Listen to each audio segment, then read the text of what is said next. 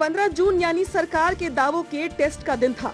सरकार ने ये दावा किया था कि प्रदेश 15 जून तक गड्ढा मुक्त प्रदेश बन जाएगा, लेकिन जब आंकड़ों के साथ मंत्री केशव प्रसाद मौर्य ने जवाब दिया तो दावों के हिसाब से आंकड़ों में कमी ही दिखाई दी।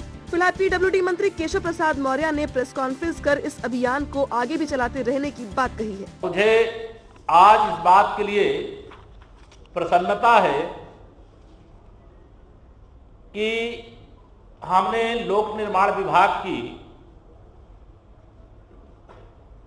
75,044 किलोमीटर सड़कों को गड्ढा मुक्त करने का काम पूरा कर लिया है। ये एक अपने आप में रिकॉर्ड है।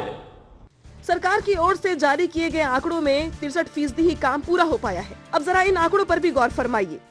लोक निर्माण विभाग जिसे 85,260 किलोमीटर का लक्ष्य रखा गया था, लेकिन 7,030 किलोमीटर का कार्य पूरा हो सका, यानी कि 82% काम पूरा हो पाया। राष्ट्रीय राजमार्ग पहले 189 किलोमीटर गड्ढा युक्त था, जिसमें से 139 किलोमीटर कार्य पूरा हुआ, यानी कि 74%। भारतीय राष्ट्रीय राजमार्ग प्राधिकरण 60 किलोमीटर का लक्ष्य 49 किलोमीटर कार्य पूरा हो पाया, यानी कि 81%। पंचायती राज विभाग का लक्ष्य 3,890 किलोमीटर था, 333 किलोमीटर का कार्य पूरा हुआ, यानी कि 9%। मंडी परिषद के सामने 10,193 किलोमीटर का लक्ष्य था, जिसमें से 2,457 किलोमीटर का कार्य पूरा हुआ, यानी कि 24%। ठीक यही हाल गन्ना विभाग का भी रहा। गन्ना विभाग में लक्ष्य था 3,716 किलोमीटर और काम हुआ 13%। सबसे खराब काम सिंचाई विभाग का रहा, जिसमें 9,668 किलोमीटर का लक्ष्य था और काम हुआ 0%। लेकिन अब सरकार का ये एजेंडा और ये आंकड़े विपक्ष के निशाने पर हैं। कहीं न कहीं पॉलिटिकल विजन की कमी है।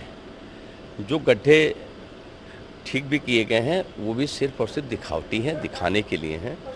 62% की बात अगर सरकार कर रही है और ये कह रही है कि अब बरसात के बाद गड्ढे भरे जाएंगे, तो ये भी सच है कि बरसात के बाद जितने गड्ढे थे उससे दूने गड्ढे हो जाएंगे। और सवाल कई थे, लेकिन पहले ही उप मुख्यमंत्री केशव प्रसाद मौर्य ने कई सौगातों की झड़ी लगा दी। मौर्य ने बताया कि रेल मंत्रालय भारत सरकार और उप मुख्यमंत्री की उपस्थिति में प्रदेश में रेल ओवरब्रिज बनाने को लेकर भी हरी झंडी दिखाई दी है। हालांकि गड्ढा मुक्त सड़क बनाने को लेकर मौर्य ने आश्वासन दिया है कि ये अभियान आगे भी ऐसे ही चलता रहेगा। अनामिका सिंह, APN, लखनऊ।